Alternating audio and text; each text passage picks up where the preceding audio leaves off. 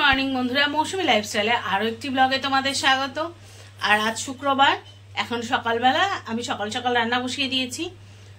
তোমাদের দাদা অফিসে বেরিয়ে গেছে আর মাম স্কুলে যাবে বলে সকাল সকাল রান্না বসিয়ে দিয়েছি। তো দেখি তোমাদের সাথে শেয়ার করি কি করছি। তো এখানে একটু পোলাও বসিয়েছি। কাল রাত্রে চিকেন রান্না করেছিলাম, কিন্তু চিকেনের কোয়ান্টিটিটা সকালবেলা রয়েছে এতটাই কম রয়েছে, দুই বোনের এই 5-6 পিস মতো আছে, কিন্তু তার গ্রেভিটাও কম আছে, যেটা ভাত দিয়ে খাওয়া সম্ভব নয়। তো ভাবলাম চটজলদি এমন একটা কিছু করি যাতে ওদের দুই বোনের হয়ে যাবে, যে অল্প একটু চিকেন আর একটু পোলাও থাকলে দুই বোনের দুপুরবেলার খাওয়াটা হয়ে যাবে। সেই ভেবে ঝটপট পোলাও বসিয়ে দিলাম। এতে কি হবে, আমার রান্নাটাও তাড়াতাড়ি হয়ে গেল আর মানে দুই বোনের দুপুরবেলা হয়ে গেল, অন্য কোনো কিছু করতে হলো না। তো দাঁড়াও, এটা একটু কমপ্লিট করে নিই, তারপরে আসছি। তো দেখো হয়ে গেছে। ক্যামেরায় রংটা ঠিক আসছে না, একটু সাদাটে আসছে, কেন জানি না, মনে হচ্ছে ধোঁয়া ধোয়ার জন্য। কি হলো বলো তো, যে ভাত করলে আমার এখন কিছু একটা তরকারি করতে হতো, সেটা আর করতে হলো না। ওটা ঝপ করে যেটুকু মাংস আছে সেটুকুতে হয়ে যাবে। আর এই চলে আজকে 2-3টা গাড়ির সবার তা আর্মিদের গাড়ি দেখেছি, আর একগুলা আর্মি তো বসেছিলাম। আর সেকেন্ড কাজে আমি সার্টিফিকেট পেয়েছি। ম্যাথস এক্সাম দিলাম, সেপা বাগাসা ওটাই সার্টিফিকেট পেয়েছি। মিঠি মোটামুটি বছরে বেশ কিছু সার্টিফিকেট মিঠি মানে চলে আসে। ও যে স্কুলে গিয়ে কী কী কম্পিটিটিভ এক্সাম দেয় সেটা আমি নিজেও জানি না, হঠাৎ হঠাৎ এসে একটা করে সার্টিফিকেট দেখায়। দেখাও সার্টিফিকেট, শুধু মাঝে মাঝে এসে বলে একটা টাকা দাও, এই এক্সাম দেবো এর জন্য এত টাকা দাও। এই যে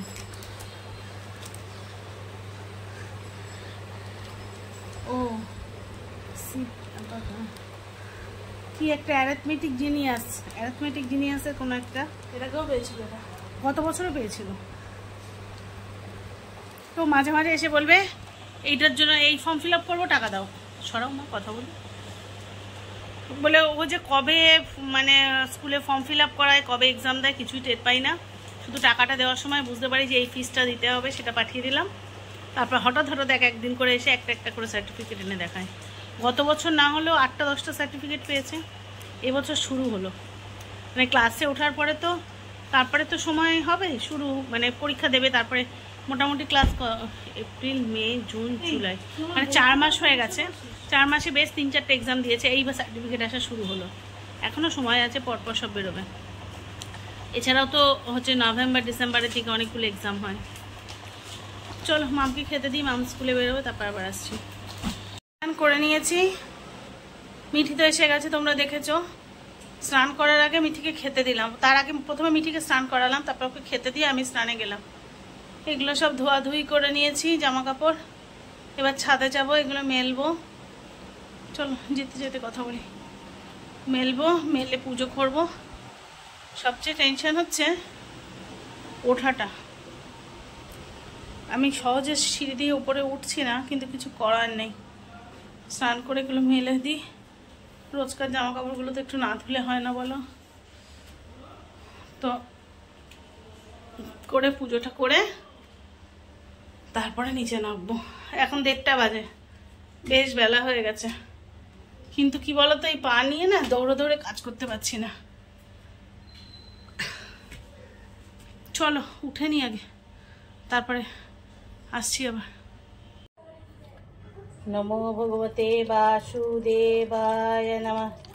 নমো ভগবতে বাসুদেবায় নমঃ। নমো ভগবতে বাসুদেবায় নমঃ। নমো ভগবতে বাসুদেবায় নমঃ। নমো ভগবতে বাসুদেবায় নমঃ। নমো ভগবতে বাসুদেবায় নমঃ।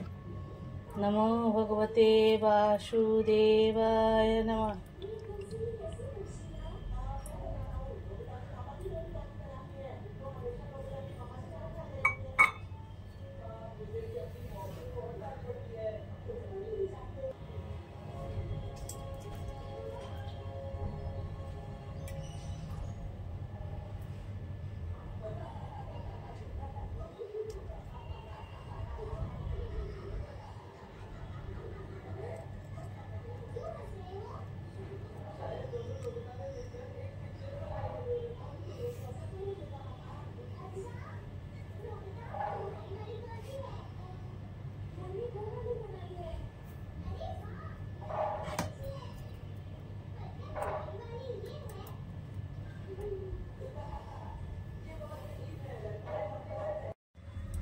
ॐ त्र्यम्बकं यजामहे सुगन्धिं पुष्टिवर्धनम् उर्वारुकमिव वर्धनात् मृत्युर्मुक्षीयमामृतात् ॐ त्र्यम्बकं यजामहे सुगन्धिं पुष्टिवर्धनम् ॐ नमः शिवाय ॐ नमः शिवाय ॐ नमः शिवाय।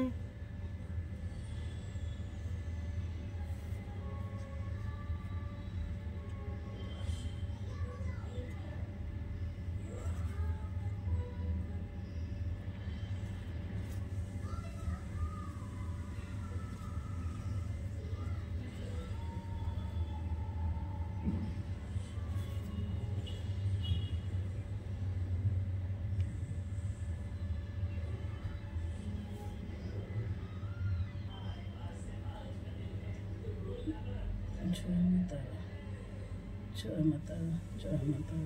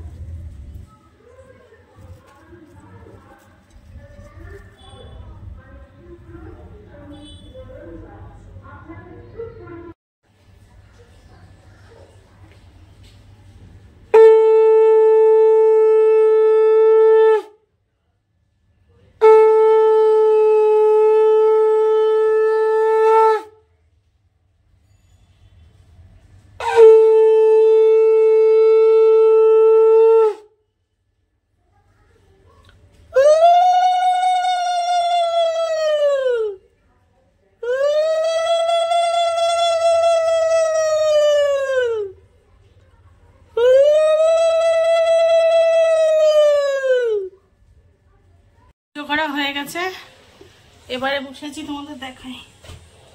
এই যে আমার গোপালের বিছানা টিছানা নোংরা হয়েছে দেখছি, এরা দেখেও না। এবার আমি তো বেশি ঠাকুর ঘরে আসি না, আর ঠাকুর ঘরে এলে না এই নোংরা দেখলে আমার হয়ে যায় পাগল পাগল অবস্থা লাগে। তা ভাবলাম এবার এগুলোকে একটু কেচে দিই, তাহলে পরিষ্কার হয়ে যাবে একবারে। গোপালের চাদর, জামা, বিছানা, মশারি সব কাচবো, কেচে তবে নিচে যাব। উপরে যখন উঠেইছি ঠাকুর ঘরে এই এত নোংরা, আমি না ঠাকুর ঘর নোংরা একদম সহ্য করতে পারি না। ঠাকুর ঘর ঠিক ছিল, কিন্তু একটু গোপালের বিছানা, জামা কাপড় দেখছি ভালো লাগছে না, পরিষ্কার না দেখলে আমার খারাপ লাগে। সেগুলোকে ঝটপট কাচবো, চলো কেচে নিই। ঠাকুর তুলে ঠাকুর ঘর পরিষ্কার করে মুছে টুছে এই যে বাসনগুলো মেজে গুছিয়ে এবার ঘরে যাব। আর দেখো আমি কাচলাম যে, দেখাই। এই যে ঠাকুরের বিছানা, জামা কাপড় মানে গোপালের এগুলো, মশারি সব কেচে দিলাম। তো ঠাকুর ঘরের কাজ হয়ে গেছে, চোখ মুখ আঁধার দেখছি। ও এগুলো শুকিয়ে গেছে, এগুলো কালকে ধুয়েছিলাম। এগুলোকে তুলে নিয়ে এবার ঘরে যাব। তো ঘরে চলো যাই।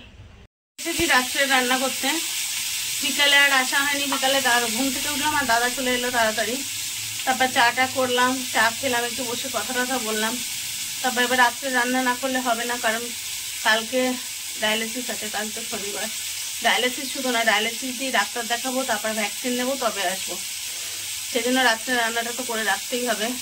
এদিকে মাম গেছে টিউশনে পড়তে গেছে, আর মিঠি গেছে ড্রয়িং ক্লাসে। তো ভাবলাম ফাঁকা আছে যখন, তখন একটু কাজ করে নিই। এবার বসে বসে সবজিগুলো কেটে উঠলাম, উঠে থাকি পাটা যন্ত্রণা করছে। তা ভাবলাম সবজিগুলো ভাজতে বসিয়ে দিই, দিয়ে এবার সোফায় গিয়ে বসবো, মাঝে মাঝে আসবো, নাড়াচাড়া করবো, চলে যাব। আর তোমাদের দাদা করে দিয়ে গেছে, মশলা বেটে দিয়ে গেছে। দেখো বেটে আবার ঢেকে রেখে গেছে, জিরে বেটে দিয়ে গেছে। আর এইখানে পটল আলু কেটে রেখেছে, এইটাও বললো পরে বেটে দেবে, আদাটুকু পরে বাটছি। চিংড়ি মাছ আছে, চিংড়ি মাছ দিয়ে করা হবে। আর এইটা হচ্ছে পটল আলু কাঁচকলার তরকারি আলাদা। আর রান্নাটা চাপিয়ে দিয়ে এসে বসলাম, আর ওখানে কথা বলা যাচ্ছিল না। কালকে আমাদের পাড়ায় রক্তদান শিবির আছে, তো সেই জন্য অ্যানাউন্সমেন্ট হচ্ছে। প্রতিবার তোমাদের দাদা রক্ত দেয়, এবারও বলছিল, পাড়ার লোকেরা ফোন করছে বারবার। এবার আমার 2-3বার ক্রাইসিস হয়েছে, কোনোবারই আমরা কিন্তু ব্লাড পাই না। প্রতিবার সে গিয়ে রক্ত দেয়। আমি যতদিন সুস্থ ছিলাম আমিও রক্ত দিতাম, তারপর থেকে যবে থেকে মানে অসুখ আইডেন্টিফাই হলো তখন তো আর দিতে পারলাম না। তাই আমি বলছি, তুমি যে প্রতিবার যাও রক্ত দিতে, কিন্তু যখন নিজেদের দরকার হয়, আমার যখন দরকার হয় তখন কিন্তু আমাদের রক্ত কিনে ব্যবহার করতে হয়। লাস্টবার 2 ইউনিট রক্ত দিয়েছি, সেটাও কিনতে হচ্ছে।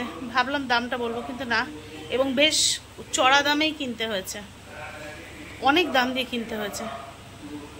তো আমাদের যখন প্রয়োজন হয় তখন আমরা ব্লাড ব্যাংক থেকে 1 ইউনিট রক্তও পাই না।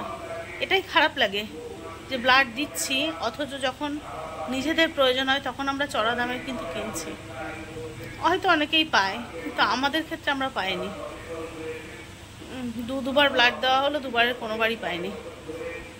তো যাই হোক, ওই অ্যানাউন্সমেন্টের জন্য হচ্ছে কিছু শোনা যাচ্ছে না কথা। চলো, পায়ে খুব ব্যথা করছে, এবার একটু জল গরম করব, করে সেঁক দেবো, আর ওই মাঝে মাঝে গিয়ে গিয়ে রান্না করব। চলো রাখি। রাত্রে রান্নাবান্না শেষ করে ফেলেছি। মিঠিকে ওর বাবা আঁকার স্কুল থেকে আনতে গেছে, আর মামের তো ফিরতে 10:30 বাজবে। শুধু এখনো ভাতটা হয়নি, কিন্তু তরকারি রান্না হয়ে গেছে। চলো তোমাদের সাথে শেয়ার করি কি করলাম। এখানে হচ্ছে ওই যে কাঁচকলা আলু চিংড়ি মাছ দিয়ে এটা একটা তরকারি, আর এটা হচ্ছে পটল আলু চিংড়ি মাছ, ছোট চিংড়ি এটা। বাকি আছে, ভাতটা এখনো হয়নি। আর এই যে আমার জন্য খানিকটা সাবু নিয়েছি, আমি দুধ সাবু করবো। আছে হচ্ছে ভাতটা উঠ দেবো, আর আমার দুধ সাবুটা করব। এই দুটো কাজ করলে এবেলার মতো রান্নাটা শেষ হয়। আমার ভোরবেলা ডায়ালিসিস আছে, যা তরকারি করেছি হয়ে যাবে, কাল দুপুর পর্যন্ত হয়ে যাবে। তারপরে দুপুরবেলা রেস্ট নেওয়ার পরে আবার একটু রান্না করতে কষ্ট কম হবে। আসলে হ্যাঁ, আজকে অনেকেই লিখেছো, তার মধ্যে ডালিয়াদি বিশেষত ডালিয়াদি লিখেছে মৌসুমি রাত্রে খেতে হবে। এটা খুব সত্যি কথা, খাওয়াটা খুব জরুরি আমাদের মতো পেশেন্টের জন্য। ডালিয়াদি ভালো বুঝতে পারবে, যেহেতু ডালিয়াদিও আমার মতো ভুক্তভোগী। তো তবে ডালিয়াদি স্টেজ 4, আমার স্টেজ 5, মানে আমি ডালিয়াদির থেকেও বেশি অসুস্থ। তো যাই হোক, কিন্তু কি জানো তো, আমি যদি রাত্রে ভারী খাবার খাই না, আমার আরও শরীর খারাপ হয়ে যায়। আমি নিতে পারি না, শরীর আইঢাই করে, দম নিতে কষ্ট হয়, খুব কষ্ট হয়। ওই জন্য আমি হালকা খেয়ে রাত্রেবেলা ভালো থাকি। সাবুটা নিয়েছি, আমাদের কিডনি পেশেন্টদের জন্য সাবু খাওয়া খুব উপকার। আর একটু পাতলা করে দুধ অল্প দেব, দিয়ে মানে আমাদের দুধটা তো জানো, যেহেতু ওই কান্ট্রি ডিলাইটের দুধটা নিয়ে, ওটা খাঁটি দুধ। একটু জল দেবো, মানে যতটা দুধ ততটা জল দিয়ে পাতলা করে, তাই দুধ সাবু করবো। ব্যাস, এটাই আমার রাত্রের খাবার। তো চলো রান্নার মানে ভাতটা উবুদ দিয়ে নিই, দিয়ে আমার দুধ সাবুটা বানিয়ে নিই, তারপরে আবার ফেরত আসছি। ভাত উবুদ দিচ্ছি, আর তখন মিঠি চলে এসেছে। এই যে মিঠি চলে এসেছে। মিঠি আজকে ড্রয়িং ক্লাসে কি করাচ্ছে দেখতে এলাম। দেখে এত ভালো লেগেছে, কি সুন্দর মিঠি আঁকা শিখেছে। তাই বললাম চল আন্টিদের একটু দেখাই। দেখা মা, দাঁড়াও ব্যাক ক্যামেরা করে দেখাই। এখানে খাতাটা রাখ, খুলে দিবে।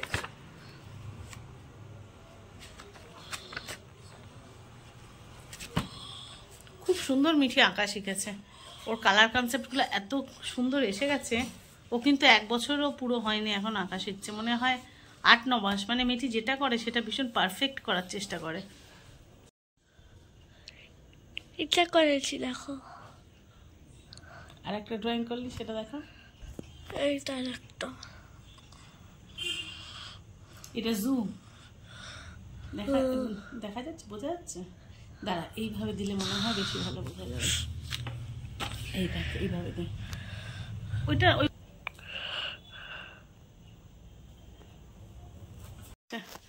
ওটা এখনো তো টাইম শেষ হয়নি। আর এদিকে আমার দুধ সাবুটা হচ্ছে, ভাতটা তো দিয়েই দিয়েছিলাম। দাঁড়াও দেখাই, এই দেখো দুধ সাবুটা হচ্ছে, পাতলা করে জল দিয়েছি। সাবুটা একটু, যেহেতু বড় দানার সাবু তো পুরো সেদ্ধ হয়নি। আর একটু এটা কি,